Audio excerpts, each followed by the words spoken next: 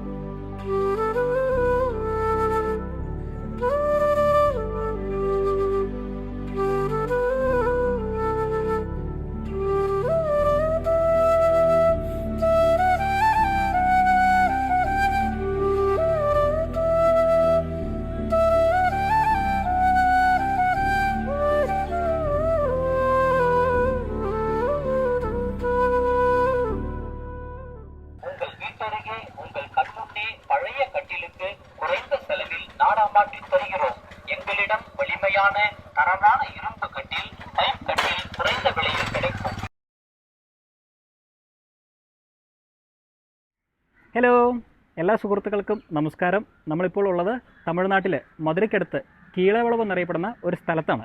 കഴിഞ്ഞ വീഡിയോയിൽ നമ്മൾ ഈ ഒരു സ്ഥലത്തെക്കുറിച്ചൊക്കെ നിങ്ങളുമായിട്ട് കുറച്ച് വിശേഷങ്ങളൊക്കെ പങ്കുവച്ചിരുന്നു. അതുകൊണ്ട് ആ വീഡിയോ കാണാത്ത ആൾക്കാർ ആ വീഡിയോ ഒന്ന് കാണുക. എങ്കിൽ മാത്രമേ ഈ വീഡിയോയുടെ തുടർച്ച എന്താണെന്നുള്ളത് നിങ്ങൾക്ക് മനസ്സിലാക്കാനായിട്ട് സാധിക്കുകയുള്ളൂ. നമ്മോടൊപ്പം ആൻഡോയും മണിയണ്ണനുണ്ട്. അപ്പോൾ എല്ലാ കൂട്ടുകാർക്കും മറ്റൊരു പുതിയ വീഡിയോയിലേക്ക് സ്വാഗതം. Welcome to B bro stories. ഓ, ഇവിടെയാണ് ആ സ്ഥലം അല്ലേ? എൻ്റെ പൊന്നെ, ഇതൊരു മാരക സംഭവമല്ലോ. ഇത് 10-50 ആൾക്കാർ കിടക്കുന്ന സ്ഥലമാണ്. അതാണ്, അതായത് ഒരു കല്യാണ മണ്ഡപം, ഒരു വലിയൊരു ഹാള് പോലെ. ഇതൊരു സംഭവം കേട്ടോ. ഇത് നമ്മള് ഇതൊരു ലോകം, അതന്നെ, ഇതൊരു ലോകം. ശരിക്കും ചെറുപ്പൊക്കെ ഇവിടെ ഊരിയിട്ടാ. ഓക്കെ, ദൈവം ഉണ്ടെങ്കിൽ പറയുന്നല്ലോ. അതെ അതെ, പിന്നെ തീർച്ചയായും നമ്മള് ഇവിടുത്തെ രീതി എന്താ പറയാ, ഈ ആൾക്കാരൊക്കെ ഇങ്ങനൊക്കെ പേരൊക്കെ അതാണ് ഭയങ്കര മോശം. അവിടെ എഴുതി വെച്ചിട്ടുണ്ട് എത്ര ഭംഗിയായിട്ട് ഉരുവാക്കിയിരിക്കണ്ട. ശരിയാ, കിടക്ക നല്ല വലുതായിട്ട്. ഇതില് ഒരാൾക്കാർ തടിച്ച ആൾക്കാർ എണ്ണ പോലെ അവർക്ക് മാത്രം കണ്ട എത്ര വീതി വിട്ടിരിക്കുന്നു. ഇതിലെ വീതി കുറവാണ്, പക്ഷെ അത് വീതി കൂടുതൽ. അപ്പൊ അത്ര വണ്ണം വെച്ച ആൾക്കാരുണ്ട്. വണ്ണം കുറവാണ് ആൾക്കാരുടെ. പക്ഷെ അവിടെയൊക്കെ ചെറുതായിരുന്നു, എനിക്കൊക്കെ കറക്റ്റ് ആയിരുന്നു. അതെ അതെ, ശരിയാ. ഇതിനകത്ത് ഇരുന്ന് പറ, ഇതിനകത്ത് കയറുമ്പോൾ അത്ര തണുപ്പുണ്ടാകും. നോക്കട്ടെ, കയറി നോക്കാം. ഇനിയിപ്പം ഇതിൻ്റെ അകത്ത് കയറിയില്ലെന്ന് വേണ്ട, അവിടെ പോയി നമ്മൾ കിടന്നു, ഇരുന്നു, സംസാരിച്ചു, തല ഇടിക്കണ്ട മണിയണ്ണ. അതെ, മണിയണ്ണന്റെ സീറ്റ് ഇതാട്ടോ. അതല്ല, ഏതായിരുന്നു? അതാണ് അത് തന്നെ. ഇത് താഴെ കൈ വെച്ച് നോക്കിയാ എത്ര തണുപ്പുണ്ട്. ശരിയാ, നല്ല തണുപ്പുണ്ട്. അവിടത്തെക്കാളും തണുപ്പുണ്ട് കേട്ടോ. ഇവിടെ കുറച്ചുകൂടെ വിശാലമാണല്ലോ. പിന്നെ വലിയ പാറ. ഇത് കണ്ട ഈ വട്ട രീതിയിൽ ഉരുവാക്കി കണ്ട, അപ്പുറത്ത് പോയി ഇപ്പുറത്ത് ഇങ്ങോട്ട് വരയ്ക്കും പോകണം. വട്ടം വരച്ച് വെച്ചിട്ടുണ്ട്. ഓ, അടിപൊളി. ഇതൊക്കെ നമ്മൾ കണ്ടില്ലെങ്കിൽ പിന്നെ അവിടെ ഇവിടെ വെള്ളം വര രീതി കണ്ട, ഈ വലിക്ക് വെള്ളം വര അത് നല്ല രീതിയിൽ ചാല് കുത്തിയിട്ടുണ്ട് അവര്, വെള്ളം പോകാൻ വേണ്ടി.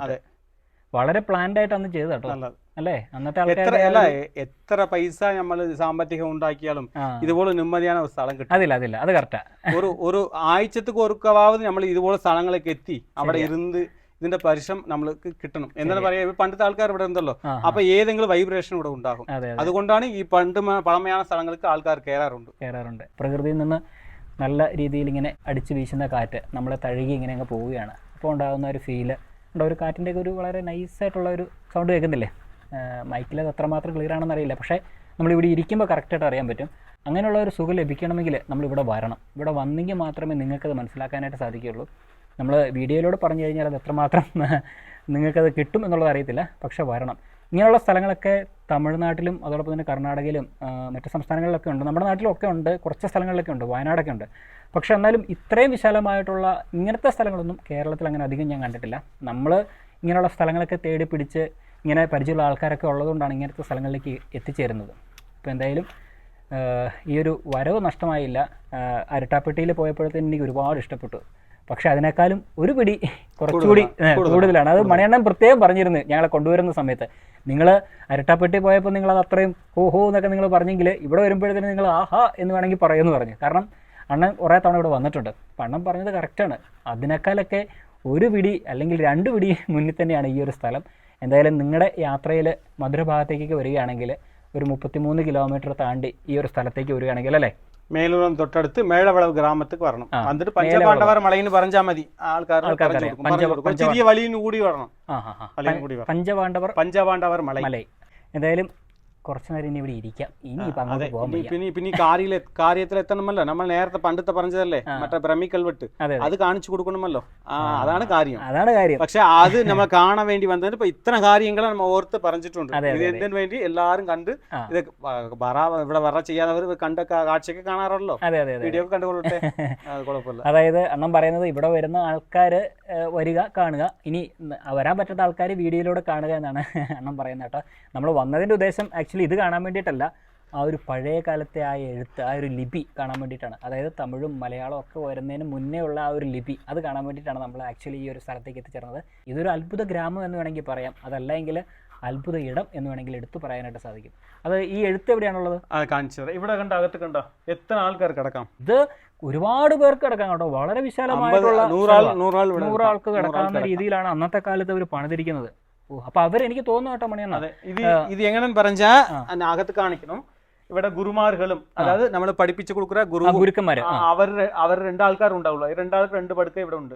പിന്നെ അതിന് താഴെ ഉള്ള ആൾക്കാർ അങ്ങോട്ട്, പിന്നെ ഈ മറ്റേ ശിഷ്യന്മാർക്ക് ഇവിടെ രീതിയിലെ പിരിച്ചു.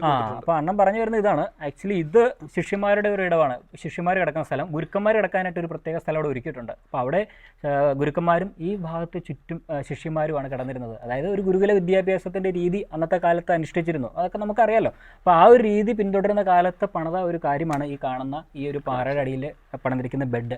അവിടെയാണ് നമ്മളിപ്പോൾ ഇരുന്ന് ഈ കാറ്റൊക്കെ കൊണ്ട് ഇങ്ങനെ ഇരുന്ന് പഴയ ആ ഒരു കാലത്തെക്കുറിച്ചൊക്കെ ചിന്തിക്കുന്നത്.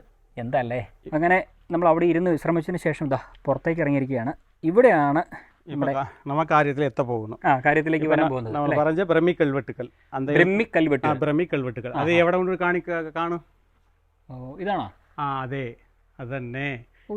രീതി കണ്ടോ എങ്ങനെ ഉണ്ട്? ഞാൻ ആദ്യമായിട്ടത് കാണുന്നത്, എനിക്കിത് മനസ്സിലായിട്ടില്ല. ഇത് എന്താ അവർ ഉദ്ദേശിക്കുന്നത്? എങ്ങനെയായിരിക്കും ഇതിന്റെ എടുത്ത്? ഇവിടെ നിന്ന് ഇങ്ങനെയാണോ, ഇവിടെ നിന്ന് ഇങ്ങോട്ടാണോ? ഇങ്ങോട്ടിരുന്ന് അങ്ങോട്ടാണ്. അവിടെ നിന്ന് ഇങ്ങോട്ട്. എത്ര അക്ഷരം ഉണ്ടെന്നാ? 1 2 3 4 5 6 7 8 9 10 11 12 13 14 15 16 17 അക്ഷരം ഇരിക്കില്ല. 17 എഴുത്തുകൾ. പക്ഷെ നമ്മൾ നോക്കുമ്പോൾ ഒരു ഇംഗ്ലീഷിന്റെ ഇംഗ്ലീഷിന് ഷേപ്പ് അവിടെ പാക്കുമ്പോൾ എഫ് പോലെ കാണാറുണ്ട്, ഇത് ജെ പോലെ കാണാറുണ്ട്, ഇത് എസ് പോലെ കാണാറുണ്ട്, ഒയ് ഇങ്ങനെ വെച്ചതുപോലെ ഇത് ഐ പോലെ ഉണ്ടല്ലോ, ഇത് ഓ പോലെ ഉണ്ടല്ലോ. അപ്പൊ ഇത് ജെ ഇങ്ങനെ ആക്കണത് പോലെ ഉണ്ട്. ഒവ്വൊരു എഴുത്തുക്കളും അണ്ണു ഇതിന്റെ ഈ മറ്റേ ഇത് കുറച്ച് ആർക്കാളജി ഡിപ്പാർട്ട്മെന്റ് പറഞ്ഞ് അവർ പുസ്തകം വെളിയിട്ടുണ്ട് ഇതിനെ കുറിച്ച്. അത് എങ്ങോട്ടോ ഉണ്ട്. പക്ഷെ അത് ഇതിന്റെ കാര്യം എന്നാണ് അതിൽ പറഞ്ഞിട്ടുണ്ടല്ലേ. ഇതാണ് ബ്രഹ്മിക്കൽവെട്ടുകൾ. ഇത് ഈ കൽവെട്ടുകൾ എന്താ പറയാ, ഇത് കൊണ്ട് എവിടെയും കിട്ടാറില്ല. തമിഴകത്തിലെ ഒരു ചില ഇടങ്ങളിൽ ഇത് കിട്ടാറുണ്ട്, തമിഴ്നാട്ടില്. അതിൽ ഇത് ഒന്നാണ്, അതിലൊരു സ്ഥലമാണ്. അതൊരു സ്ഥലമാണ്. പിന്നെ ഇതുണ്ട് ഇവിടെ ഈ ഹോളുകൾ. ഹോളുകൾ അത് എന്താണെന്ന് അറിയാം, ഞാൻ പറഞ്ഞു കൊടുക്കുക. ഇതിനകത്ത് കയറി അതല്ല, ഇത് അകത്ത് കയറി ഇങ്ങനൊക്കെ നാശം ചെയ്തല്ല ആൾക്കാർ. ഇത് അടയ്ക്ക് വേണ്ടി ഗവൺമെന്റ് ഇത് ഇങ്ങനെ മുകളിലിട്ട് ഇങ്ങനൊക്കെ അടച്ച് കാണാൻ വേണ്ടി മാത്രം വെച്ചതാണ്. പക്ഷെ അതെന്തോ നിർത്തിപ്പോയി, അത് മാറ്റിയല്ലേ. അതുകൊണ്ടാണ് ഇപ്പൊ ഇവിടെ വരും. ഇതാണ് ശരിയല്ലോ. മുകളിലെ കണ്ട പ്രതിമ. ഇത് കണ്ടില്ല. ഇത് മറ്റേ ജൈനമതത്തിന്റെ. അതെ അതെ, സമണർ സമണറുടെ ശില്പങ്ങൾ. ഈ ശില്പത്തിന് ഇത് 2 തൂണ് മാത്രമേ ഇത് ഉണ്ടാക്കിയിട്ടാണ്. ഇവിടുത്തെ മധുരയിലെ ഒരുപാട് സമണറുകളുണ്ട്. അവർ ഇന്നും ഇവിടുത്തെ അന്ന് സമണർ മഹാവീര ജയന്തി ഉണ്ടാകും. അന്ന് ഇവിടെ ഇതൊക്കെ അഭിഷേകമൊക്കെ ചെയ്ത് ഇവരൊക്കെ വഴിപെടും. അവിടുത്തെ രീതി വർഷത്തിലെ ഒരു ദിവസം. ഈ ജൈനമതം ഒരുപാട് തമിഴ്നാട്ടില് ഉണ്ടായിരുന്നല്ലേ? പിന്നെ ഉണ്ട്, ഇവിടെ ഉണ്ട്, പിന്നെ അങ്ങോട്ടുണ്ട്, അതിനകത്തുണ്ട്. ഞാൻ കാണിച്ചു തരാം. പിന്നെ ഇതൊക്കെ നോക്കിയെടുത്തോ. അതായത് തമിഴ്നാട്ടിൽ ഒരുപാട് ജൈനമതം നിലനിന്നിരുന്ന കാലം ഉണ്ടായിരുന്നു കേട്ടോ. ഇപ്പൊ അങ്ങനെ അധികം ഇല്ലെന്ന് തോന്നുന്നു അല്ലേ? ഉണ്ട്, ആൾക്കാരുണ്ട്. പക്ഷെ എന്നാലും പഴയ അത്രയില്ല. വളരെ ചരിത്രമുറങ്ങുന്ന ഒരു പ്രദേശം. ഇപ്പോഴാണെങ്കിൽ ആർക്കിയോളജിക്കൽ സർവേ ഓഫ് ഇന്ത്യയുടെ കീഴിലാണ് ഈ ഒരു പ്രദേശം നിൽക്കുന്നത്. അവരാണിത് എന്താ പറയുക, നല്ല രീതിയിൽ സംരക്ഷിച്ച് വന്നാലും പുറത്തുനിന്നുള്ള ആൾക്കാരൊക്കെ ഇവിടെ എത്തുമ്പോഴത്തേനും വെറുതെ എന്തൊക്കെയോ എഴുതി ഇത് നശിപ്പിക്കാനുള്ള ശ്രമങ്ങൾ ഒരു വശത്തുകൂടെ നടക്കുന്നുണ്ടെന്നുള്ളൊരു സങ്കടപ്പെടുത്തുന്ന ഒരു കാര്യം നമുക്കിവിടെ വന്നു കഴിയുമ്പോൾ കാണാൻ കഴിയും. അങ്ങനെയൊന്നും ചെയ്യാൻ പാടില്ല. നമ്മൾ ഈ ഒരു സ്ഥലം ശരിക്കും ഒരു ചരിത്രത്തിന്റെ ഭാഗമായിട്ട് തന്നെ അത് സൂക്ഷിക്കണം അല്ലേ? ഇനിയിപ്പം വർഷങ്ങൾ കഴിയുമ്പോൾ നമ്മുടെ അതല്ല, നമ്മൾ എത്ര വലിയ കോടിക്കണക്കിന് പൈസ ചെലവാക്കി വലിയ വീടോ കെട്ടിടങ്ങൾ പണിതാളും അത് ചില കാലങ്ങൾ അത് പൊട്ടിപ്പോകും. പക്ഷെ ഇതുവരെ ഇത്ര 3000 ആണ്ടുകൾ കളിഞ്ഞു, പിന്നെയും കൂടി ഇങ്ങനെ നിലനിൽച്ച് നിൽക്കുന്നത്. പിന്നെ നമ്മളെ പോലെ ആൾക്കാർ വന്ന് ഇവിടെ നശിപ്പിക്കാതിരുന്നാൽ അത് വരും തലമുറ കാണാൻ പറ്റും. നമ്മൾ കാണാം. ഇത് നമ്മൾ ഏത് തലമുറ കണ്ട് ഇത്ര ബന്ധമാണ്. പക്ഷെ നമ്മൾക്ക് പുറകിൽ കൂടി ഇത്ര തലമുറ ഉണ്ട്. എല്ലാവരും കൂടി കാണണമെന്നല്ലേ ഇത്ര കാഴ്ചകൾ. തീർച്ചയായും. അതെ, അതുതാ ഇവിടെ വന്ന വേറെ ആൾക്കാർ ഇവിടുത്തെ എന്താ പറയുക കല്ലൊക്കെ കൊത്തി ഇതൊക്കെ ഉളിയൊക്കെ വെച്ച് കൊത്തി അവരൊക്കെ പേരൊക്കെ ഇട്ടിട്ടുണ്ട്. അത് ചെയ്യാതിരുന്നാൽ നല്ലത്. അപ്പോൾ എന്തായാലും നമ്മളങ്ങനെ അവിടുത്തെ കാഴ്ചകളൊക്കെ കണ്ടതാ ഈ ഒരു ഭാഗത്തേക്ക് നടന്നുകൊണ്ടിരിക്കുകയാണ്. ഇതൊരു 360 ഡിഗ്രിയിലുള്ള ഒരു വ്യൂ ആണ് കേട്ടോ. വ്യൂ മാത്രമല്ല, ഇതൊരു പാറയാണ്. ഇതിങ്ങനെ നടന്നു പോയി കഴിഞ്ഞാൽ നമുക്ക് 360 ഡിഗ്രിയിൽ നടന്ന് അതിനകത്തോട്ട് കറങ്ങി വരാനായിട്ട് പറ്റും. എന്തായാലും ആ ഒരു കാഴ്ചയൊക്കെ കണ്ട് നമ്മൾ ഈ കാണുന്ന നടയിലൂടെ കടന്ന് മുകളിലേക്ക് കയറുകയാണ്. നടപ്പാതയൊക്കെ പിന്നിട്ട് ഇവിടെ വന്നു കഴിയുമ്പോൾ നമുക്ക് കാണാൻ കഴിയുന്നത് പാറയിൽ കുറച്ച് തീർത്ഥങ്കരന്മാരുടെ ശില്പങ്ങൾ കൊത്തിവെച്ചിരിക്കുന്നത് കാണാം. അതിൽ പ്രധാനമായിട്ടും ജൈനമതത്തിലെ സ്ഥാപകനായിട്ടുള്ള മഹാവീരൻ, പിന്നെ പാർശ്വനാഥൻ അടക്കമുള്ള മറ്റ് തീർത്ഥങ്കരന്മാരുടെ ശില്പങ്ങളും കൂടാതെ പത്മാവതിയുടെ ശില്പവും നമുക്കിവിടെ കൊത്തിവെച്ചിരിക്കുന്നത് കാണാൻ കഴിയും. ഇതൊരൊറ്റ പാറയാണ്, അല്ലെങ്കിൽ ഒരു ശിലയാണ്. അതിലാണ് ഈ കാണുന്ന ശില്പങ്ങളൊക്കെ കൊത്തിവെച്ചിരിക്കുന്നത്. ഇതിനെ ഹിസ്റ്ററിയിൽ പറയുന്നത് മോണോലിത്ത് എന്നാണ്. കൂടാതെ നമുക്കിവിടെ കാണാൻ കഴിയുന്ന മറ്റൊരു കാഴ്ച എന്ന് പറയുന്നത് ശില്പങ്ങളുടെ വശങ്ങളിൽ തേച്ചിരിക്കുന്ന ചായങ്ങളാണ്. അത് നമ്മൾ ഉദ്ദേശിക്കുന്നത് പോലെ കെമിക്കൽ ഉപയോഗിച്ചുള്ള കളറുകളൊന്നുമല്ല. അത് പച്ചിലകളും അതോടൊപ്പം തന്നെ മരത്തിൻ്റെയൊക്കെ കായ്കളും കറകളൊക്കെ ഉപയോഗിച്ച് നിർമ്മിച്ചിരിക്കുന്ന ചായങ്ങളാണ്. ഇപ്പോഴും ചായം പൂശിയ കുറേ ഭാഗങ്ങൾ മായാതെ നമുക്ക് കാണാൻ കഴിയും. സൗത്ത് ഇന്ത്യയിൽ 9-ാം നൂറ്റാണ്ടിലൊക്കെയാണ് ജൈനമതം കൂടുതലായിട്ടും വ്യാപിക്കുന്നത്. അതുകൊണ്ട് തന്നെ ആ കാലഘട്ടത്തിൽ കൊത്തിയ ശില്പങ്ങളാവാം നമ്മളിപ്പോൾ ഇവിടെ കാണുന്നതും. എന്തല്ലേ, ശരിക്കും ഇതൊക്കെ വന്ന് കാണണം കേട്ടോ. നമ്മളൊക്കെ ഓരോ സ്ഥലങ്ങളിൽ എത്തുമ്പോഴാണ് എത്ര വ്യത്യസ്തമായ കാഴ്ചകളുണ്ട് എന്ന് നമുക്ക് മനസ്സിലാക്കാനായിട്ട് സാധിക്കുക. നമ്മൾ കേരളത്തിലിരുന്ന് ചിന്തിക്കുമ്പോൾ നമ്മൾ ഓർക്കും നമ്മുടെ ഭാഗം അല്ലെങ്കിൽ നമ്മുടെ ചുറ്റുവട്ടം മാത്രമാണ് എന്നുള്ളത് ചിന്തിക്കാതെ മറ്റ് സ്ഥലങ്ങളിലേക്കൊക്കെ പോയി ഇതുപോലത്തെ സ്ഥലങ്ങളൊക്കെ കണ്ട് നമ്മൾ ശരിക്കും ഇതൊക്കെ ഒന്ന് മനസ്സിലാക്കുന്നത് എപ്പോഴും നല്ലതായിരിക്കും. ചരിത്രത്തിൻ്റെ ഭാഗമാണ്. പിന്നെ ഞാൻ പറഞ്ഞതുപോലെ നമ്മുടെ യാത്രകൾ ഒരിക്കലും അവസാനിക്കില്ല. നമ്മൾ ഓരോ ദിവസം യാത്ര ചെയ്യുമ്പം ഓരോ അനുഭവങ്ങളും ഓരോ പാഠങ്ങളും പഠിക്കുകയാണ്. അതാണ് യാത്ര എന്നുകൊണ്ട് നമ്മൾ ഉദ്ദേശിക്കുന്നത്. പിന്നെ എന്തായാലും നിങ്ങളൊക്കെ യാത്ര ചെയ്യുക, ഓരോ സ്ഥലങ്ങൾ കാണുക, നല്ല ഭംഗിയുള്ള പ്രദേശങ്ങൾ വരുമ്പോഴത്തേനും ഫോട്ടോസൊക്കെ എടുത്ത് നിങ്ങൾക്ക് റെക്കോർഡിക്കലി സൂക്ഷിക്കാനായിട്ട് സാധിക്കും. നമ്മളാണെങ്കിൽ പോലും എന്തോരം റെക്കോർഡ് ചെയ്തിട്ടാണ് ഓരോ ദിവസവും ഉപയോഗിക്കുന്നത്. ഇനിയിപ്പോൾ നമ്മളൊക്കെ വയസ്സൊക്കെ ആകുമ്പോഴത്തേനും നമുക്കതൊക്കെ ഇരുന്ന് കാണുന്ന ഒരു സമയം വരും. അപ്പോഴാണ് ശരിക്കും അന്ന് ഞാനിവിടെ പോയിരുന്നല്ലോ എന്നൊക്കെ നമ്മൾ വിചാരിക്കുക. അപ്പോൾ ഇനി വേറെ പ്രത്യേകിച്ചൊന്നുമില്ല. ഇനിയിപ്പോൾ നമ്മളിനി തിരിച്ച് നടക്കുകയാണ്. ഒരുപാട് കാഴ്ചകൾ കണ്ടു. ഇനിയിപ്പം ഗ്രാമത്തിലേക്ക് പോകാനുണ്ട്. ഇതിനോട് ചേർന്ന് തന്നെ 1-2 ഗ്രാമങ്ങളൊക്കെ ഉണ്ട്. അപ്പം മണിയണ്ണം പറഞ്ഞു നമുക്ക് ഏതെങ്കിലും ഒരു ഗ്രാമത്തിൽ പോകാം. വളരെ ഭംഗിയുള്ള കൃഷിസ്ഥലങ്ങളും ഗ്രാമങ്ങളൊക്കെ ഇവിടെയുണ്ട്. അതായത് ഇതിനോട് ചേർന്നുണ്ട്. അപ്പോൾ അങ്ങനെയാണെങ്കിൽ നമുക്ക് അങ്ങോട്ട് പോയിട്ട് അവിടുത്തെ കാഴ്ചകളൊക്കെ കാണാമെന്ന് വിചാരിക്കുന്നു. ആൻഡോ, യെസ് ബോസ്. നിങ്ങൾ 360 ഡിഗ്രി എന്ന് പറഞ്ഞപ്പോൾ കറങ്ങി കാണിക്കണോന്ന്? ഞാൻ കറങ്ങി കുറച്ച് കഷ്ടപ്പെട്ടിട്ടാണ്. ഇതെന്താ മുട്ട ഇഴകയാണോ? വേറെ നിർത്തിയില്ല, ബാക്കിലേക്ക് പോകാൻ പറ്റില്ല. ആണല്ലേ? കൊള്ളാടാ, നീ ഒന്ന് കറങ്ങാതായാലും. അയ്യോ, എനിക്ക് മുട്ടയിൽ ഇപ്പോൾ എഴുതണ്ട. ആൻ്റെ കുഞ്ഞിലെ മുട്ട എഴുന്നതിന് ശേഷം ഇതാ ഈ പ്രായത്തിലും മുട്ടിലെഴുകയാണ് സുഹൃത്തുക്കളെ. പക്ഷെ അടിപൊളിയാണ്. ആണല്ലേ? പക്ഷെ ഇവിടെ എടുക്കണ്ടാവില്ല കേട്ടോ ആൾക്കാർ. രാത്രി കാര്യം മൂത്രം വയ്ക്കാൻ മുട്ടി കഴിഞ്ഞാൽ അതെ എണീറ്റ് പോകാൻ അല്ല, ഒരു സൈഡിൽ ചാലിട്ടിട്ട് ഇനിയിപ്പോ അത് കണ്ടിട്ടോന്നും അറിയില്ല. അതിലൂടെ കുഴിച്ചൂടാ അല്ലേ? അല്ല, വെള്ളം പോകാനുള്ള ചാലുണ്ടല്ലോ. പക്ഷെ എന്നാലും കിടക്കണോടത്ത് വയ്ക്കാൻ പറ്റില്ലല്ലോ. അതില്ല, കഷ്ടപ്പെട്ട് എല്ലാവരും കാക്കാല് വെച്ച് ഈ റേഞ്ചിൽ. അങ്ങനെ ആൻ്റെ ചെറുപ്പത്തിലെ മുട്ട എഴിഞ്ഞൻ്റെ ബാല്യകാല ഓർമ്മകൾ സ്മരിച്ചുകൊണ്ട് എഴിഞ്ഞു വരികയാണ്. കിടന്നുള്ളതൊക്കെ കൊള്ളാം. എന്തൊക്കെ കാണണല്ലേ? അല്ല, നീ ഒന്ന് പോകതേ. ഞാനില്ല, നിനക്ക് കുറച്ച് പാവം തീർക്കാൻ. എനിക്ക് എൻ്റെ പാപങ്ങളൊക്കെ ഞാൻ കഴിഞ്ഞ ദിവസം പറഞ്ഞു തീർത്താ. ഇനി എനിക്ക് പാപങ്ങളില്ല ആൻഡോ. അങ്ങനെ ഞാൻ ഇവിടെത്തി. ആൻഡോ എങ്ങനെയുണ്ട് ആൻഡോ? ഇനി മണ്ടോ കേട്ടാ, കുഴപ്പമില്ല. ആശ്വാസം. ഒരു റൗണ്ട് കറങ്ങുന്നില്ലേ? അതെ. 360 ഡിഗ്രി ആണോ ആൻഡോ? അത് കറക്റ്റ് 360 ആടാ. ഇനിയൊന്നും എനിക്ക് സംശയം പോയി. എന്തൊക്കെയായിരുന്നു. പക്ഷെ രസാട്ടാ. ആണല്ലേ? ഇങ്ങനെ ഒരു പാറ, അതായത് ഇപ്പൊ ജസ്റ്റ് ആ സെന്ററിൽ മാത്രമേ അതിന് പിടുത്തുള്ളൂ. ഫുള്ള് ഇങ്ങനെ പരന്നു നിൽക്കുക. അതെ. ഇനിയേ വണ്ടിയിൽ ഞാൻ അമൃതാജ്യം വാങ്ങിച്ചു വെച്ചിട്ടുണ്ട്. രണ്ട് മുട്ടിനും പോയിട്ടിടാം, ആരോടും പറയണ്ട. ഞാൻ മാത്രം അറിഞ്ഞിട്ടില്ല. മൂവൊക്കെ വേണ്ടി വരും. അതന്നെ, മണ്ട ശ്രദ്ധിച്ചു. പക്ഷെ കാലി ജീൻസ് ഇട്ടാൽ വലിയ കുഴപ്പമില്ല. പക്ഷെ അവിടെ നല്ല പൊടിയുണ്ട്. അങ്ങനെ പൊടിയുടെ മുകളിലേ കല്ലിന്റെ തരി കിടക്കണ സ്മൂത്ത് സാധനത്തിന്റെ മുകളിൽ ചവിട്ടുമ്പോഴേ കുത്തുമ്പോ. അല്ല, എന്റെ ഒരു അഭിപ്രായത്തിലേ ഈ അടുത്തിടയ്ക്കൊന്നും ആരും ഇത് 360 ഡിഗ്രി ആണെന്നൊന്ന് നോക്കിയിട്ടില്ല. അവിടെ ആ പ്രശ്നം കാണാണ്ട് ആരും അങ്ങോട്ട് പോയിട്ടില്ല. അയ്യോ, ഇവിടെ നല്ല സുഖാ. ഇവിടെയൊക്കെ ആൾക്കാരൊന്നും കിടപ്പുണ്ടേ. ഇതൊക്കെ നല്ല സുഖാട്ടാ, ഇതൊക്കെ പൊളിയാ. അതാണ്. പക്ഷെ അവിടേക്ക് കുറച്ച് പ്രശ്നമുണ്ട്. എന്തായാലും 360 ഡിഗ്രിയാണ് നമ്മൾ തെളിയിച്ചു. അത് തെളിച്ചു. പിന്നെ അതില്ലാന്ന് ഒരിക്കലും പറയരുത്. അതെ അതെ, എന്നാൽ പോയാലോ? തെറിയ. ഓക്കെ. അപ്പോൾ എന്തായാലും നമ്മൾ ഇതിലൂടെ നടക്കുന്നിടയ്ക്ക് ഒരു കാഴ്ച കൂടി കാണാനായിട്ട് സാധിച്ചു.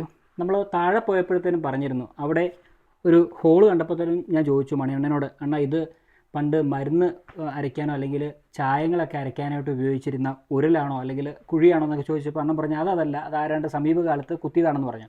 ഇവിടെ ശരിക്കും നമുക്കത് കാണാനായിട്ട് സാധിച്ചിട്ടുണ്ട്. ഇവിടെ ഒരു ഉരലുണ്ട്, പിന്നെ ഒരു ചെറിയ ഒരു കുഴിയുണ്ട്, ഇവിടെ ഒരു നീളത്തിലുള്ള ഇതുണ്ട്. ഇതിനകത്ത് മരുന്നരയ്ക്കാനും അതോടൊപ്പം തന്നെ നമ്മൾ ചായങ്ങളൊക്കെ കണ്ടില്ല, ആ ഒരു ശില്പത്തിലെ ചായങ്ങളൊക്കെ തേച്ച് പിടിപ്പിച്ച് കണ്ടിട്ടില്ലായിരുന്നു. അപ്പോൾ അന്നത്തെ കാലത്ത് മരുന്നരയ്ക്കാനും അതോടൊപ്പം തന്നെ ചായങ്ങളൊക്കെ അരയ്ക്കാനൊക്കെ ആയിട്ട് ഉപയോഗിച്ചിരുന്ന ഉരുള് പോലത്തെ ചെറിയ ചെറിയ കുഴികളാണ് നമ്മളിവിടെ കാണുന്നത്.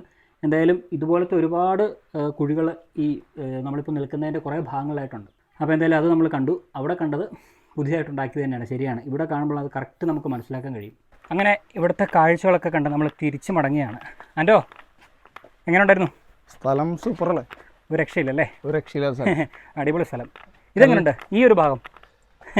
കല്ലൊക്കെ നമ്മള് സെറ്റ് ഇട്ട പോലെ. അതാണ് സിനിമ സ്റ്റൈലില് അല്ലേ? സിനിമ സ്റ്റൈലില് സെറ്റ് ഇട്ട പോലെ ഉണ്ട്. അവിടെ ഇവിടെ ഓരോ പീസ്. അടിപൊളി അല്ലേ? അതെന്നെ കടാതെ ആകർഷിച്ചു. അപ്പോൾ എന്തായാലും വളരെ മനോഹരമായ കാഴ്ചകളൊക്കെ കണ്ട് നമ്മളിങ്ങനെ തിരിച്ചടക്കുകയാണ്. ഇനി വേറെ പ്രത്യേകിച്ച് കാഴ്ചകളൊന്നും ഇനി ഇവിടെ കാണാനായിട്ടില്ല. ഇനി നമ്മുടെ വാഹനം തൊട്ട് താഴ്ഭാഗത്തായിട്ട് പാർക്ക് ചെയ്തിട്ടുണ്ട്. ഇനിയിപ്പോൾ അങ്ങോട്ട് പോവുക, അവിടെ പോയിട്ട് വാഹനം എടുത്ത് നമ്മുടെ യാത്ര തുടരാം. ഇതിനിടയിൽ നമ്മൾ ഭക്ഷണം കഴിച്ചിട്ടില്ല എന്നുള്ളതാണ് മറ്റൊരു സത്യം. ഇനിയിപ്പോൾ അതുകൊണ്ട് എത്രയും പെട്ടെന്ന് മണിയണ്ണനും ആൻറ്റോയ്ക്കും ഫ്യൂവൽ അടിക്കാനുള്ള സമയമായിരിക്കുകയാണ്. അപ്പോൾ ഇനി എത്രയും പെട്ടെന്ന് ഭക്ഷണം മേടിച്ച് തരുന്നതായിരിക്കും ആൻറ്റോ. Don't worry. അല്ലെങ്കിൽ ഞാൻ മറ്റേ സ്റ്റിക്കേഴ്സിൻ്റെ പരസ്യം പറയും, നിങ്ങളല്ലാതായി മാറും. അതിപ്പോൾ മാറിക്കൊണ്ടിരിക്കുകയാണ്, അങ്ങനെ എത്തണല്ലോ എന്ന് വെച്ചിട്ട് ഇപ്പോൾ നടന്നുകൊണ്ടിരിക്കുകയാണ്. എന്തായാലും കൊള്ളാം. അപ്പോൾ എന്തായാലും നമ്മൾ തിരിച്ചടക്കുകയാണ്. നമ്മുടെ വാഹനം എന്താ അവിടെ പാർക്ക് ചെയ്തിട്ടുണ്ട്. ഇനിയിപ്പോൾ അങ്ങോട്ട് നടന്നെത്തണം. ഇതിലൂടെ ഇനി നടന്ന് താഴേക്ക് ഇറങ്ങാം. അങ്ങനെ ആ മലമുകളിൽ നിന്ന് നമ്മൾ കുറച്ചുകൂടിയൊക്കെ ദൂരം മുന്നോട്ട് വന്നിരിക്കുകയാണ്. അതായത് ഇവിടെ അടുത്തുള്ള ഒരു ഗ്രാമത്തിലേക്ക് എത്തിച്ചേർന്നിരിക്കുകയാണ്. ഗ്രാമത്തിലേക്ക് എത്തിച്ചേർന്നപ്പോഴേ കണ്ട ഒരു കാഴ്ച എന്ന് പറയുന്നത് ഒരു ചിത്രം വരച്ച പോലത്തെ ഒരു സ്ഥലം. വീടും നെൽപ്പാടങ്ങളും മലനിരകളും പശുക്കുട്ടികളും പശുക്കളും പ്രാവുകളും വൈക്കോൽക്കൂന പിന്നെ തൊഴുത്ത് എന്നിങ്ങനെ കുറേ കാഴ്ചകൾ ഒറ്റ ഫ്രെയിമിൽ നമുക്ക് കാണാൻ കഴിയും.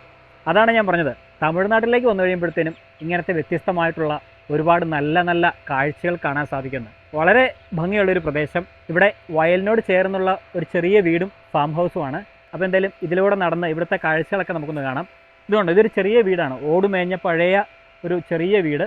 അതിനോട് ചേർന്ന് തന്നെ നമുക്ക് വന്നു കഴിഞ്ഞാൽ കാണാം പശു തൊഴുത്തുണ്ട്, ഇവിടെ വലിയൊരു കിണറുണ്ട്, പിന്നെ ഒരു വൈക്കൂൽക്കൊനയുണ്ട്, പ്രാവിൻകൂടുണ്ട്, പിന്നെ അവിടെ ഒരു നായ കിടന്നിങ്ങനെ എന്ന് പറഞ്ഞിങ്ങനെ അമറുന്നുണ്ട് ആൻറ്റോനെ. അതോടൊപ്പം തന്നെ ഇവിടെ ഒരു അയ്യ പശുവിനെ കറക്കുന്നുണ്ട്. അടുത്തേക്ക് പോകണ്ട, ചിലപ്പം അയ്യക്കിട്ട് പശുവിൻ്റെ തൊഴി കിട്ടിയാലോ. പിന്നെ ഒരു ചെറിയ കിടാവുണ്ട്. ഇതാ കാണുന്നതാണ് കേട്ടോ പശുവും തൊഴുത്ത്. കണ്ടോ, നല്ല ഭംഗിയായിട്ടുള്ള ഒരു പശുവും തൊഴുത്ത്, ഓടക്കം മേഞ്ഞ ആ ഒരു ഇത്. പിന്നെ തെങ്ങുണ്ട്, കുറേ അത്യാവശ്യം കായ്ഫലമൊക്കെ ഉള്ളൊരു തെങ്ങ്, 1-2 തെങ്ങുകളും ഉണ്ട്. എന്തായാലും നല്ല ഭംഗിയുള്ളൊരു പ്രദേശം. ഞാൻ നേരത്തെ പറഞ്ഞല്ലോ, ചിത്രം വരച്ച പോലെയുള്ള ഒരു സ്ഥലം. ഒറ്റ ഫ്രെയിമിൽ എത്ര കാഴ്ചകളാണ് നമ്മൾ കാണുന്നത്. എന്തായാലും പശുവിനെയൊക്കെ കറക്കുന്നത് കാണുക എന്ന് പറയുമ്പോൾ തന്നെ ഒരു വലിയൊരു സന്തോഷമാണ്. പണ്ടൊക്കെ നമ്മുടെ നാട്ടിൽ ഒട്ടുമിക്ക വീടുകളിലും ഇങ്ങനത്തെ കാഴ്ചകൾ കാണാമായിരുന്നു. ഇപ്പോൾ പശുക്കളെ അങ്ങനെ അധികം കാണാറില്ല.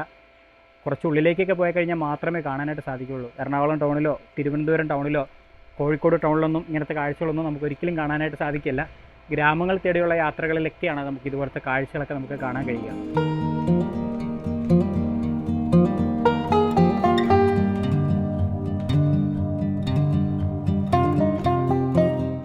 നമ്മളങ്ങനെ കൃഷി സ്ഥലത്തേക്ക് എത്തിച്ചേർന്നിരിക്കുകയാണ്. കൃഷി ഇപ്പം ഒന്നുമില്ല കേട്ടോ, എല്ലാം വിളവെടുപ്പൊക്കെ കഴിഞ്ഞാണ്. നമ്മളിങ്ങോട്ട് വന്നതിൻ്റെ പ്രധാന ഉദ്ദേശം നെല്ലിക്ക നെല്ലിമരമാണ് കേട്ടോ കാണുന്നത്. നിറയെ നെല്ലിക്ക ഉണ്ട്. വെറുതെ വീണ് പോകാമല്ലോ, ഇവർ ഉപയോഗിക്കുന്നില്ല എന്നുള്ളതാണ് എൻ്റെ സംശയം. എല്ലാം താഴെ വീണ് പോകാമല്ലോ. കുറേ ഉണ്ട് ഇവിടെയൊക്കെ, വീണ് കിടപ്പുണ്ട്. ഇഷ്ടംപോലെ കിടപ്പുണ്ട് ഇവിടെ എല്ലാം. മുഴുവനും ഇലയേക്കാളും കൂടുതൽ ഇപ്പം നെല്ലിക്കാൻ തോന്നുന്നു. അത് തന്നെ, വലുതായിട്ടുണ്ട്. ഇവിടെ ഒരു ചെടിയുണ്ട് കേട്ടോ. ഈ ഒരു ചെടിയിൽ നിന്ന് നമ്മളിതിങ്ങനെ പറിക്കുമ്പോഴത്തേനും ഒരു കായ് കാണാം. കായിൻ്റെ കൂടെ ഒരു എന്താ പറയുക, ഒരു ചെറിയ ആവരണം പോലെ, ഒരു കവർ പോലെ ഒരു കുറച്ച് ഇലയും നമുക്ക് ഇതിന് ചുറ്റും കാണാം. ഇല എന്ന് പറയാൻ പറ്റില്ല, ഒരു ഭംഗിയുള്ള ഒരു ഭാഗം. അതിനെന്താ പറയുക, ഒരു ഇല പോലെ എന്ന് വേണമെങ്കിൽ നമുക്ക് സൂചിപ്പിക്കാം. ഇല സെപ്പറേറ്റ് ഉണ്ട്, പിന്നെ നമ്മൾ എടുത്ത് ഇനി ഇല എന്ന് പറയുമ്പോഴത്തേനും മോശമല്ലേ. എന്തായാലും നിങ്ങൾ എന്താണെന്ന് ഉദ്ദേശിച്ചോ? ഇത് പറഞ്ഞു വന്നതിൻ്റെ ഉദ്ദേശം എന്താണെന്ന് വെച്ച് കഴിഞ്ഞാൽ ഒരു കോമഡിയാണ്. ഇപ്പോൾ മണിയണ്ണൻ ഓടി വന്നിട്ട് നമ്മളോട് പറയണ്ടായി ഇത് കഴിക്കാൻ പറ്റും പഴുക്കുമ്പോഴത്തേനെന്ന് പറഞ്ഞു. ഞാനങ്ങനെ ഇത് കഴിച്ചിട്ടില്ല. ചില ആൾക്കാർ കഴിച്ചിട്ടുണ്ടാവും, നിങ്ങളൊക്കെ കഴിച്ചിട്ടുണ്ടാവും. എന്തായാലും എനിക്കിതിനെക്കുറിച്ച് അത്ര അറിയില്ല. അപ്പം നമ്മുടെ മണിയണ്ണൻ പറഞ്ഞു ഇത് കഴിക്കാൻ പറ്റുമെന്ന് പറഞ്ഞു പഴുക്കുമ്പോഴത്തേനും. പിന്നെ ഇതിൻ്റെ ഈ ഭാഗം കണ്ടോ, ഇത് ഒരു ഇല പോലെ ഉണ്ടല്ലോ. അപ്പോൾ മണിയണ്ണൻ പറഞ്ഞു ഇത് കാണുമ്പോൾ നിങ്ങൾക്ക് അനിലിൻ്റെ രോമം പോലെ ഇല്ലെന്ന് പറഞ്ഞു. അപ്പോൾ ആലോചിക്കുക, ആരാ ഈ അനിൽ? ഇതിൻ്റെ വേറൊരു കോമഡി ഞാൻ പറഞ്ഞുതരാം. എനിക്കതറിയാം അനിൽ എന്താണ് എന്നുള്ളത്, എനിക്ക് തമിഴിലറിയാം, പക്ഷേ ആൻ്റെയ്ക്കറിയില്ല. ഞാനും നമ്മുടെ റൂട്ട് റെക്കോർഡ്സിലെ അഷ്റഫ് എക്സൺ ഉണ്ടല്ലോ, അപ്പം ഞങ്ങളൊരു ദിവസം തമിഴ്നാട്ടിൽ ഇങ്ങനെ യാത്ര പോവുക. അപ്പോൾ യാത്ര പോയ സമയത്ത് ഒരു സ്ഥലത്തെത്തിയപ്പോഴത്തേനും അഷ്റഫ് എക്സൽ ചോദിച്ചു അനിലോ? അപ്പം ഞങ്ങളിങ്ങനെ അനിലിൻ്റെ കാര്യം ഇങ്ങനെ സംസാരിച്ചുകൊണ്ടിരിക്കുക. അപ്പോൾ തൊട്ട് കുറേ ഒരു ചേട്ടന്, അദ്ദേഹത്തിന് മലയാളം അറിയാം. അദ്ദേഹം വന്നിട്ട് ഞങ്ങളോട് പറഞ്ഞേ അണ്ണാൻ നിങ്ങളുടെ നാട്ടിലെ അണ്ണാൻ. ഓ അണ്ണാനാണ് അനിൽ എന്ന് പറയുന്നത്.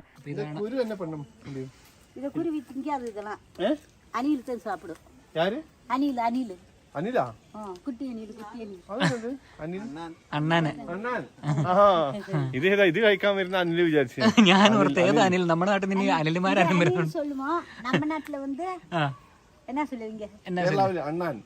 അണ്ണാൻ.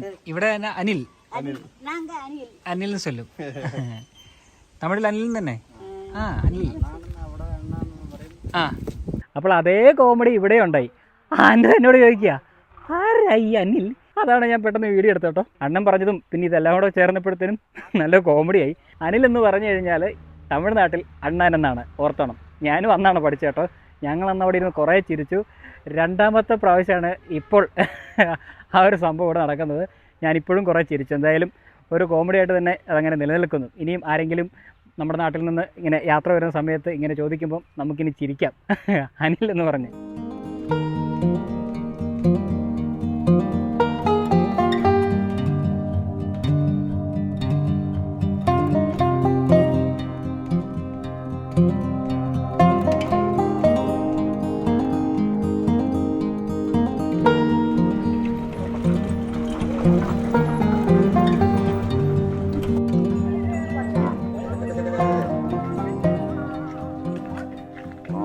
അങ്ങനെ ഈ ഗ്രാമത്തിലെ അവസാന ബസ്സും പോയി കേട്ടോ. ഒരേ ഒരു ബസ്സുള്ള ഗ്രാമത്തിലേക്കാണ് നമ്മളിപ്പോൾ എത്തിച്ചേർന്നിരിക്കുന്നത്. അപ്പോൾ നമ്മളിപ്പോൾ എത്തിയിരിക്കുന്ന ഗ്രാമത്തിൻ്റെ പേര് സിത്തമള്ളിപ്പെട്ടി എന്ന ഒരു ഗ്രാമമാണ്.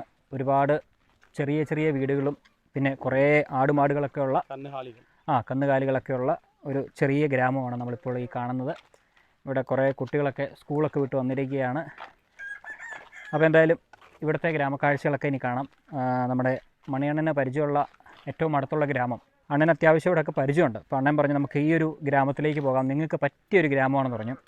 നമ്മളിവിടെ എത്തിയപ്പോഴത്തേനും നമുക്കത് മനസ്സിലാക്കാൻ കഴിഞ്ഞു. കാരണം ഇവിടെ എത്തിയപ്പോഴത്തേനും ഒരുപാട് ഓലമേഞ്ഞ വീടുകളും വളരെ മനോഹരമായ ആ ഒരു ചെറു ഗ്രാമത്തിലെ കാഴ്ചകളൊക്കെ നമ്മളെ വല്ലാതെ ആകർഷിച്ചു. ഇപ്പോഴും ഇങ്ങനത്തെ ഗ്രാമങ്ങളും വീടുകളും തമിഴ്നാട്ടിലുണ്ടോ എന്നുള്ളത് നമ്മൾ ചിന്തിച്ച് നോക്കും. ശരിയാണ്, നമ്മൾ കുറേ ഉള്ളിലേക്ക് വന്നു കഴിയുമ്പോഴത്തേനും ഇതുപോലത്തെ ഗ്രാമങ്ങൾ കാണാം. ഒരു 3-4 വീട് പുതിയത് വന്നിട്ടുണ്ട്. ബാക്കിയെല്ലാം നമ്മളിവിടെ നോക്കിക്കഴിഞ്ഞാൽ ഓലമേഞ്ഞതും അതോടൊപ്പം തന്നെ ഓടുമേഞ്ഞ വീടുകളാണ് നമുക്കിവിടെ കാണാൻ കഴിയുക. എത്ര മനോഹരമായ ഒരു ഗ്രാമമാണെന്ന് നോക്കിയേ. അപ്പോൾ ഇതൊക്കെ തന്നെയാണ് ഉള്ളിലേക്ക് വരുമ്പോഴത്തേനും നമ്മൾ കാണുന്ന കാഴ്ചകൾ.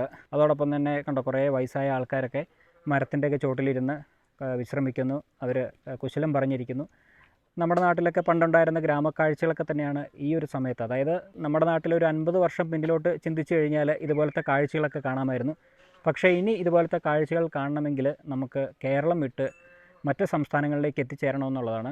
എന്നാൽ തമിഴ്നാടിൻ്റെ പ്രധാനപ്പെട്ട നഗരങ്ങളായ മധുരയോ അല്ലെങ്കിൽ ചെന്നൈയോ മറ്റേത് പ്രധാനപ്പെട്ട സ്ഥലങ്ങളിൽ പോയാലും ഇതുപോലത്തെ കാഴ്ചകൾ കാണാനായിട്ട് സാധിക്കില്ല.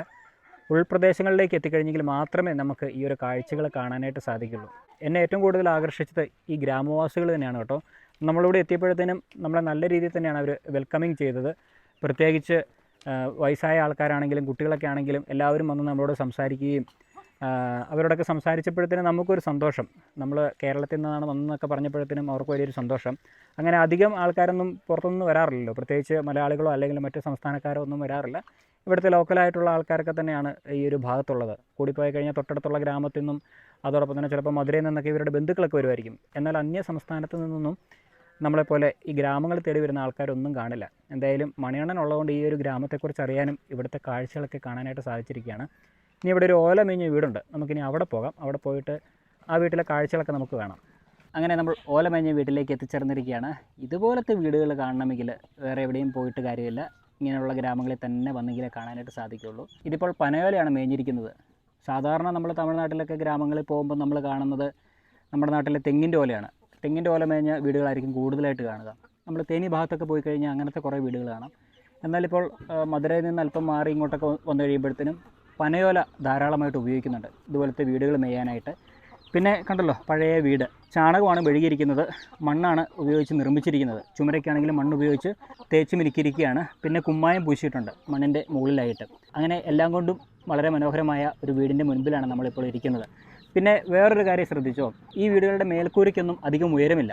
നമ്മൾ വീടിനുള്ളിലേക്ക് പ്രവേശിക്കണമെങ്കിൽ കുനിഞ്ഞ് വേണം കയറാനായിട്ട്.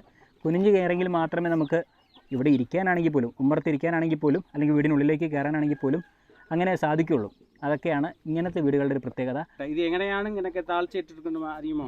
ഈ താഴ്ചയിട്ടിരിക്കുന്നത് പറഞ്ഞാൽ നമ്മൾ ആദ്യം ദൈവത്തെ വണങ്ങുന്നത് താഴ്ചയിട്ടാ വണങ്ങാറുണ്ട്. അമ്പലത്തേക്ക് പോകുമ്പോൾ ഇങ്ങനെ താഴ്ചയിട്ട്, അപ്പൊ നമ്മൾ ആദ്യം തൊട്ട് നമ്മൾക്ക് ഇങ്ങനെ മനസ്സിൽ താഴ്ച വരണം. ആരും ഇങ്ങനെ വണങ്ങിയിട്ട് പോകണം. ശരിയാണ്, താഴ്ചയിട്ടത്. ശരിയാണ്. ഇപ്പോ വീടിന്റെ വാതിലൊക്കെ മൊക്കെ വലുതായിട്ട് വയ്ക്കാറുണ്ട്. ശരിയാണ് കേട്ടോ, അതാണ് പ്രത്യേകത. അണ്ണൻ പറഞ്ഞത് ശരിയാണ്. വീടെന്ന് പറഞ്ഞാൽ അത് കോയിലാണ്, അമ്പലമാണ്. അതെ അതെ, അമ്പലമാണ്. അണ്ണൻ പറഞ്ഞത് ശരിയാണ്. നേരത്തെ നമ്മൾ ഇതുപോലത്തെ ഗ്രാമങ്ങളിലൊക്കെ പോകുമ്പം അവിടുത്തെ ആൾക്കാരും പറയാറുണ്ട്, വീടെന്ന് പറയുന്നത് ഇവിടെ കോവിൽ പോലെയാണ്, അതിനെ ബഹുമാനിച്ചുകൊണ്ട് വേണം വീടിനുള്ളിലേക്ക് പ്രവേശിക്കാനായിട്ട്. ആ ഒരു കൺസെപ്റ്റ് തന്നെയാണ് ഇങ്ങനെയുള്ള വീടുകൾക്ക് പണ്ട് മുതലുണ്ടായിരുന്നത്. ഇപ്പോൾ നമ്മുടെ നാട്ടിലൊക്കെ ഉള്ളതുപോലെ തന്നെ വലിയ വാതിൽപ്പടികളാണ്. ആ വാതിൽപ്പടി കടന്ന് നമ്മൾ സാധാരണ വീട്ടിലേക്ക് കയറി പോകുന്ന പോലെ അങ്ങ് പോവുകയാണ്. പക്ഷേ ഇങ്ങനെയുള്ള വീടുകളിൽ എപ്പോഴും ഇങ്ങനെ കുമ്പിട്ട് വേണം അകത്തേക്ക് കയറാനായിട്ട്, ഒരു ബഹുമാനത്തോടു കൂടി. വീടെന്ന് പറയുന്നത് അവരുടെ സങ്കല്പത്തിൽ ഒരു കോവിൽ പോലെ അല്ലെങ്കിൽ ഒരു ക്ഷേത്രം പോലെ ആയിട്ടാണ് അവർ കണക്കാക്കുന്നത് എന്നുള്ളതാണ്. പിന്നെ ഒരു കാര്യം എന്ന് പറയുന്നത്, നമ്മൾ ഗ്രാമത്തിലേക്ക് വരുമ്പോൾ കാണുന്ന കാഴ്ചകൾ, പ്രത്യേകിച്ച് ഉൾഗ്രാമങ്ങളിലേക്ക് വരുമ്പോഴത്തേനും കന്നുകാലികൾ, ആടുകൾ, പിന്നെ കുറേ സാധാരണക്കാരായ മനുഷ്യർ, അവരുടെ കൃഷി രീതികൾ, അതൊക്കെ നമുക്കിവിടെ കാണാനായിട്ട് സാധിക്കും. ഇവിടെ ആണെന്നോ അല്ലെങ്കിൽ പെണ്ണെന്നോ ഒന്നും ഒരു വ്യത്യാസമില്ലാതെ കൃഷിയിലാണെങ്കിലും ആടുമാടുകളെ വളർത്തുന്ന കാര്യത്തിലൊക്കെ ആണെങ്കിലും ഒക്കെ നമുക്ക് കാണാൻ സാധിക്കും. ഇപ്പോൾ സ്ത്രീകളൊക്കെയാണ് ആടുകളെ അല്ലെങ്കിൽ പശുക്കളെയൊക്കെ കൂട്ടിക്കൊണ്ട് അവരുടെ വീടുകളിലേക്ക് പോകുന്നത്. പിന്നെ ഒരു ഭാഗത്ത് നോക്കുമ്പോൾ ആണുങ്ങളും അങ്ങനെ തന്നെ ചെയ്യുന്നുണ്ട്. കൃഷിയാണ് ഇവിടുത്തെ ഒരു പ്രധാന വരുമാന മാർഗ്ഗം. നെല്ലാണ് ഇവിടുത്തെ പ്രധാന കൃഷി. നെല്ല് മാത്രമല്ല, പരുത്തിയുണ്ട്, പിന്നെ അതോടൊപ്പം തന്നെ കരിമ്പുണ്ട്. അങ്ങനെ പലതരം കൃഷികൾ തമിഴ്നാട്ടിൽ ചെയ്തു വരാറുണ്ട്. പിന്നെ ആടുമാടുകളെ വളർത്തലാണ് ഗ്രാമവാസികളുടെ ഒരു പ്രധാന ഉപജീവന മാർഗ്ഗം. എല്ലാവരും വളരെ സന്തോഷത്തോടുകൂടിയാണ് ഇവിടെ ജീവിക്കുന്നത്. നമ്മൾ വിചാരിക്കും ഇങ്ങനത്തെ വീടൊക്കെ കാണുമ്പോൾ ഇവർക്കൊരു പുതിയ വീടൊക്കെ വെച്ചുകൂടെ എന്നൊക്കെ വിചാരിക്കും. പക്ഷേ അവർ പറയുന്ന ഈ വീട്ടിൽ താമസിക്കുന്നതിൻ്റെ ഒരു സുഖം ഒരിക്കലും ഒരു പുതിയ വീട്ടിൽ കിട്ടില്ല എന്ന് പറയുന്നത്. പിന്നെ ഗവൺമെൻറ്റൊക്കെ കുറേ പുതിയ വീടുകളൊക്കെ വെച്ച് കൊടുക്കുന്നൊക്കെ ഉണ്ട്. അതിൻ്റെ തെളിവുകളൊക്കെ അവിടെ ഇവിടെയൊക്കെ ആയിട്ട് കണ്ടിട്ടുണ്ട്. 1-2 വീടുകളൊക്കെ പുതിയത് വന്ന് തുടങ്ങിയിട്ടുണ്ട്. ഭാവിയിൽ ഇതൊക്കെ മാറും. ഈ ഓലമേഞ്ഞ വീടൊക്കെ മാറിയിട്ട് ഇവിടെയൊക്കെ നല്ല വീടുകൾ വരും. ഒരു 4-5 വർഷമൊക്കെ കഴിയുമ്പോൾ നമ്മൾ ഈ ഒരു ഗ്രാമത്തിൽ വരികയാണെങ്കിൽ ഈ ഒരു വീടൊന്നും ചിലപ്പോൾ കണ്ടെന്ന് വരില്ല. ഇവിടെ പുതിയ വീടുകളായിരിക്കും. ഗവൺമെൻറ് പുതിയ വീടൊക്കെ കൊടുത്ത് ഇവരെ നല്ല രീതിയിലേക്ക് മാറ്റി പാർപ്പിക്കും. അപ്പോൾ ആ ഒരു സാഹചര്യങ്ങളൊക്കെ വരുന്നതിന് മുന്നേ നമുക്ക് ഇതുപോലത്തെ കാഴ്ചകളൊക്കെ കാണാനായിട്ട് സാധിക്കുകയുള്ളൂ. ഈ ഒരു ഗ്രാമത്തിൽ ഒരേ ഒരു ബസ്സേ ഉള്ളൂ, നമ്മൾ കണ്ടു കഴിഞ്ഞു. ആ ഒരു ബസ് മാത്രമാണ് ഈ ഒരു ഗ്രാമത്തിലേക്ക് വരുന്നത്. രാവിലെ വരും, പിന്നെ വൈകിട്ടും വരും. ഏകദേശം പ്രധാനപ്പെട്ട ഒരു ടൗണിലേക്ക് പോകണമെങ്കിൽ ഒരു 5 കിലോമീറ്റർ അല്ലേ? 7 കിലോമീറ്റർ അല്ലേ? 7 കിലോമീറ്റർ ഉണ്ട്. പ്രധാനപ്പെട്ട ഒരു ടൗണിലേക്ക് പോകണമെങ്കിൽ 7-8 കിലോമീറ്റർ ദൂരമുണ്ട്. അപ്പോൾ ആ ബസ്സില്ലെങ്കിൽ ഇവിടുത്തെ ആൾക്കാർ ഒന്നെങ്കിൽ നടന്നു പോകണം, അതല്ലെങ്കിൽ ഇവിടെ 2 വീലർ ഉണ്ട് കുറേ ആൾക്കാർക്ക്, അതിലൊക്കെ കയറിയിട്ടാണ് പോകുന്നത്. പക്ഷേ പ്രായമായ ആൾക്കാർക്കൊന്നും 2 വീലർ കയറി പോകാൻ പറ്റില്ല. പിന്നെ ഓട്ടോറിക്ഷയൊക്കെ വരണം. ഗ്രാമത്തിൽ അങ്ങനെ ഓട്ടോറിക്ഷയൊന്നുമില്ല, ചെറിയ ഗ്രാമമാണല്ലോ. അപ്പോൾ അതുകൊണ്ട് അതൊന്നും നമുക്കിവിടെ കാണാനായിട്ട് കഴിയില്ല. ബസ്സാണ് അവരുടെ പ്രധാന ആശ്രയം. അപ്പോൾ ഇതൊക്കെ തന്നെയാണ് ഇവിടുത്തെ വിശേഷങ്ങൾ പറയാനാണെങ്കിൽ. എന്തായാലും ഈ ഒരു ചെറിയ വീട് കണ്ടതിൽ വലിയൊരു സന്തോഷം. ഇതുപോലത്തെ 3-4 വീടുകൾ ഇവിടെയുണ്ട്. എല്ലാവരും ജോലിക്ക് പോയിരിക്കുകയാണ്. ഇനി ഈ കാണുന്ന ഇവരാണ് ഈ വീടിൻ്റെ ഉടമസ്ഥർ. ഈ അയ്യയും ഈ അമ്മയുമാണ് ഈ വീടിൻ്റെ ഉടമസ്ഥർ. ഇനി നമുക്ക് ഇവരുടെ വീടിനുള്ളിലേക്ക് പ്രവേശിക്കാം. വീടിനുള്ളിലേക്ക് നമ്മൾ പ്രവേശിക്കുമ്പോൾ ഒരുപാട് കാര്യങ്ങളൊന്നും നമുക്ക് ഇവിടെ കാണാനായിട്ട് കഴിയില്ല. ഒരു കട്ടിൽ മാത്രമാണുള്ളത്. പിന്നെ അതിനോട് ചേർന്ന് ഒരു അലമാര കാണാം. പിന്നെ ഒരു അഴ കെട്ടിയിട്ടുണ്ട്. ആ അഴയിൽ തുണിയും കാര്യങ്ങളൊക്കെ അവരിട്ടിരിക്കുന്നു. അതിനോടൊപ്പം തന്നെ ഈ വീടിൻ്റെ ഒരു ഭാഗത്തായിട്ട് കുറച്ച് പാത്രങ്ങളൊക്കെ അടുക്കി സൂക്ഷിച്ചിരിക്കുന്നുണ്ട്. ഇങ്ങനെ കുറച്ച് കാര്യങ്ങളാണ് നമ്മൾ വീടിനുള്ളിലേക്ക് പ്രവേശിക്കുമ്പോൾ നമ്മൾ കാണുന്നത്. ഈ വീടിന് വലിപ്പമൊക്കെ ഉണ്ടെങ്കിലും സൗകര്യങ്ങളൊക്കെ വളരെ കുറവാണ്. ഇനി നമുക്ക് ഇവിടെ ഈ ഒരു ഭാഗത്തായിട്ട് ഇവരുടെ അടുക്കള കാണാനായിട്ട് സാധിക്കും. അടുക്കള വീടിനുള്ളിലല്ല, പുറത്തായിട്ടാണ്. നമുക്ക് നോക്കിക്കഴിഞ്ഞാൽ കാണാം ഇവിടെ ഒരു ചെറിയ അടുപ്പും കാര്യങ്ങളൊക്കെ ഉണ്ട്. അതോടൊപ്പം തന്നെ പാത്രങ്ങളും പിന്നെ ഇവിടെ പാചകം ചെയ്യാനായിട്ടുള്ള സാധനങ്ങളൊക്കെ ഇവിടെ വെച്ചിട്ടുണ്ട്. അങ്ങനെ ഒരു വലിയ അടുക്കളയൊന്നുമല്ല, ചെറിയൊരു അടുക്കള. പഴയ കാലങ്ങളിൽ നിർമ്മിച്ചിരിക്കുന്ന വീടുകളുടെ അടുക്കളയൊക്കെ എപ്പോഴും പുറത്തായിരിക്കും. നമ്മൾ കഴിഞ്ഞ നോർത്ത് ഈസ്റ്റ് യാത്രയൊക്കെ പോയ സമയത്തൊക്കെ നമ്മൾ കണ്ടിരുന്നു. ആന്ധ്രയിലും ഒഡീഷയിലും വെസ്റ്റ് ബംഗാളിലും ആസാമിലും അരുണാചൽ പ്രദേശിലൊക്കെ ഇതുപോലത്തെ വീടുകളുടെ അടുക്കളകൾ എപ്പോഴും പുറത്തായിരിക്കും. എന്ന് പറഞ്ഞതുപോലെ തന്നെ അതേ കാഴ്ചയാണ് നമുക്കിവിടെയും കാണാനായിട്ട് സാധിച്ചത്. പിന്നെ ഇതിനോട് ചേർന്ന് തന്നെയാണ് ഇവരുടെ ആടുമാടുകളെ വളർത്തുന്നത്. അതായത് പിൻവശത്തായിട്ടാണ് ആടുകളെയൊക്കെ അവർ വളർത്തുന്നത്. അതും ഓലമേഞ്ഞ ഷെഡ് തന്നെയാണ് കേട്ടോ. അപ്പോൾ ഇതൊക്കെ തന്നെയാണ് ഈ ഗ്രാമത്തിൽ ഇതുപോലത്തെ ഓലമേഞ്ഞ വീട്ടിൽ വന്നപ്പോൾ കണ്ട കാഴ്ചകളും വിശേഷങ്ങളും.